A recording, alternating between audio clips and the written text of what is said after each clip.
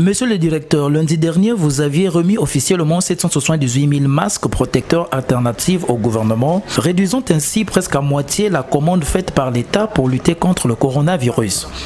Aujourd'hui, qu'est-ce qu'on peut retenir après cette livraison? Bien, merci à vous. Effectivement, nous sommes en train de travailler sur la production de 1 500 000 masques, la commande du gouvernement, et que le travail de production qui avait commencé le 30 avril et que arrivé au 11 mai, il était important de déposer les premières productions au gouvernement, donc à son excellence monsieur le Premier ministre. C'est ce qui a été fait le 11. Donc dans cette première livraison, il y a eu 778 000 masques qui ont été déposés. En recevant cette première tranche, le Premier ministre disait qu'il est resté sur sa soif car souhaitant recevoir la totalité de la commande dans un bref délai. Au regard de cette envie du chef du gouvernement, il y a lieu de vous poser la question de savoir qu'est-ce qui vous reste à faire. Il reste à faire que la commande est sur 1 500 000, donc on poursuit la production. Le conditionnement se fait, les emballages se constituent au fur et à mesure. On s'est fixé l'objectif au 14, donc demain, d'atteindre le 1 million et avant le 20 mai d'achever toute la production, donc les 500 000 qui vont rester. Les masques que vous produisez sont appelés à atteindre tous les départements du pays, ce qui va nécessiter un grand travail de logistique pour transporter ces centaines de cartons contenant ces articles. Ne craignez-vous pas qu'il y ait des cas de perte de masques dans ce cheminement, car les cartons peuvent être éventrés avant d'arriver à destination? En tout cas, ce qui est important, c'est que le contexte qui caractérise la production de ces masques, c'est un contexte très particulier. C'est une pandémie qui fait ravage dans la planète et que ces masques sont destinés à se protéger les uns des autres. Donc, si ceux qui s'occupent de la distribution et du convoyage de ces cargaisons qui vont aller dans tous les départements, on ne confie pas ça aux gens qui ont de l'éthique professionnelle, bon, ça sera dommage. Mais sinon, nous on a foi que ce sont des services de l'État comme nous qui vont prendre le relais et on suppose que les cargaisons vont arriver à destination. Produire 1 500 000 masques n'est certainement pas une tâche aisée au regard des contraintes actuelles. Quelles sont réellement les difficultés que vous rencontrez dans l'accomplissement de cette mission? Il y en a plein. Il y en a plein parce que d'abord il faut rappeler que c'est une première expérience pour le monde de la couture de s'impliquer comme ça à une forte production des masques. Donc les premiers jours, il y a eu des tâtonnements techniques pour arriver à la qualité voulue et puis par la suite ça marche. En dehors de ces quelques pépins techniques de départ, il y a le fait que nous sommes en plein confinement, donc la mobilité des artisans n'est pas assurée. Donc il y a des jours ouverts au marché, c'est le jour où la mobilité est un peu facilitée parce que tout le monde se déploie, mais les jours où c'est vraiment strict, on considère ça comme des journées perdues. Et puis il y a le fait que c'est une commande de 1,5 million de masques et que les prix des intrants de production ont augmenté et c'est la difficulté majeure. C'est vrai que la tâche n'est pas facile à exécuter, monsieur le directeur général. Mais on a l'impression que la commande faite par l'État paraît un peu exagérée pour un temps de production aussi court. La production des masques se fait de façon artisanale, ce n'est pas industriel. Demander à des artisans de faire 1 500 000 masques faits main, c'est pas facile. Mais après 10 jours, on a pu dépasser les 700 000, c'est très très important. Ce qui fait que quand on fait des estimations, finalement, on aurait à atteindre la commande au bout de 20 jours à peu près. En fait, ce qui n'était pas évident quand la commande a été lancée pour dire qu'est-ce qu'il était possible de produire 1 500 000 masques au Congo dans un mois. Ils ont réussi à le faire, c'est une bonne chose.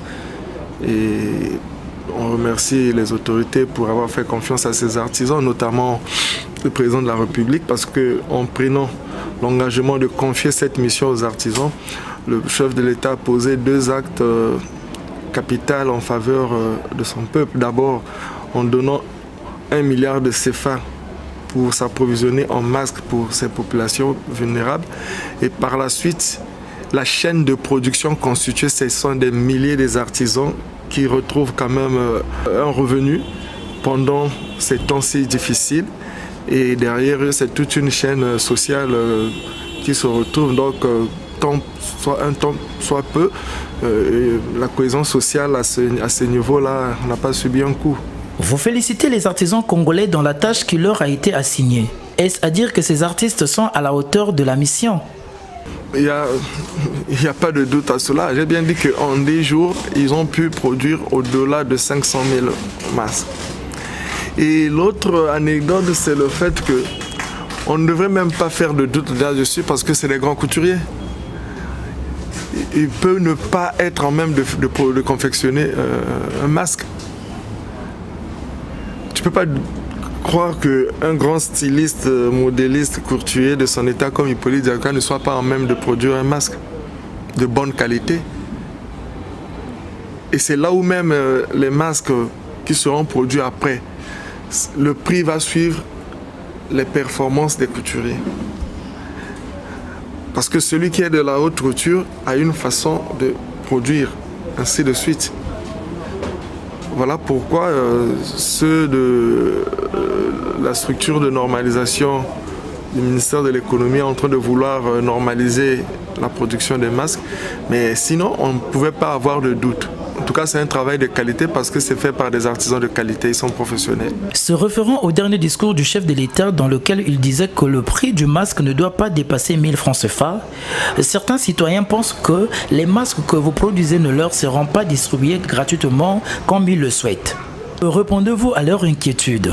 Bon, là, je pense qu'il y a eu malentendu ou mauvaise assertion de son message. Il avait dit ceci, qu'il a demandé aux artisans congolais de produire 1 500 000 masques que lui, il donnerait gratuitement aux populations vulnérables.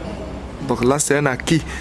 Et les populations vulnérables, je pense que ce sont nos compatriotes qui ont beaucoup de difficultés d'organiser leur vie. Et à côté, il avait instruit ou exhorté, si je peux me le permettre, aux autres cadres du pays de faire autant, c'est-à-dire les responsables administratifs devaient s'approvisionner en masques pour leurs agents et puis les autres donateurs les avaient exhortés à faire autant. Mais maintenant, c'est à ce niveau-là qu'il avait dit, au cas où les gens produisaient les masques pour vendre, ces masques-là ne devaient pas dépasser 1000 francs vu la précarité des gens à qui ces masques sont destinés.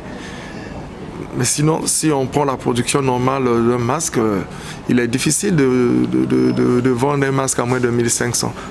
À moins que ce masque-là n'ait pas été fait avec des intrants exigés et que finalement, ce ne sont pas des bons masques. Vous avez dit qu'en réalité, il serait difficile de vendre un masque à moins de 1500 francs CFA.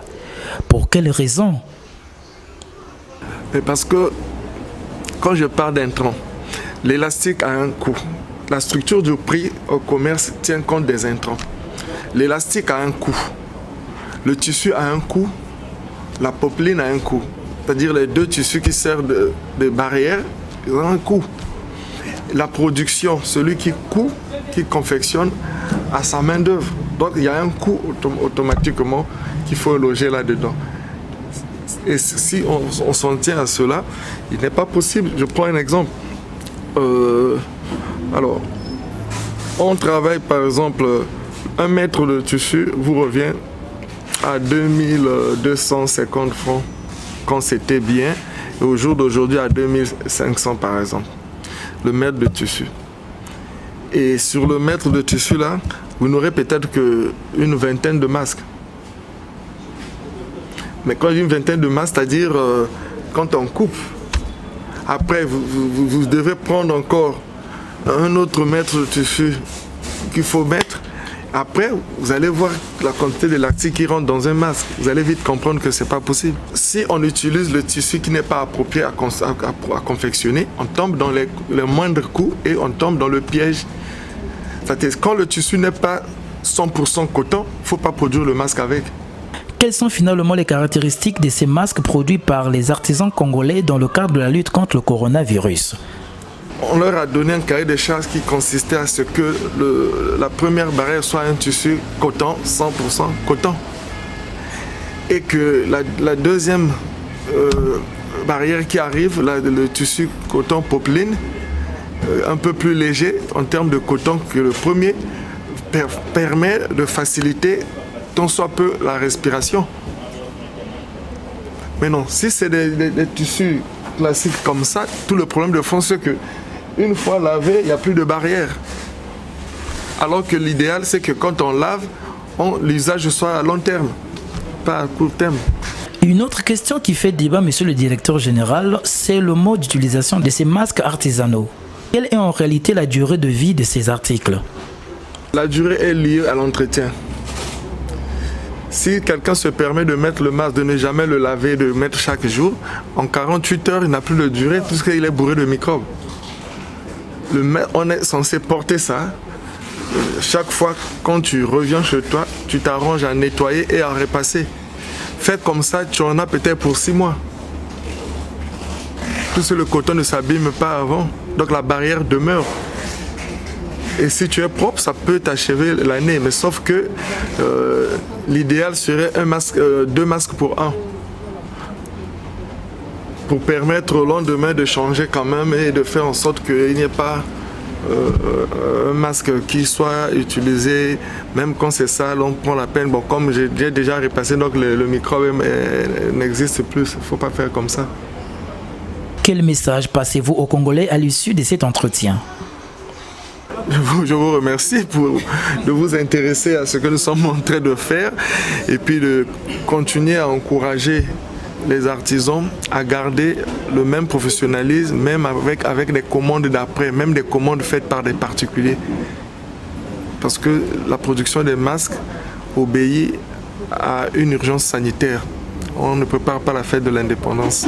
On est en train de préparer les masques pour se protéger contre une maladie, contre une pandémie. Donc, je pense que c'est ça le message à leur adresser.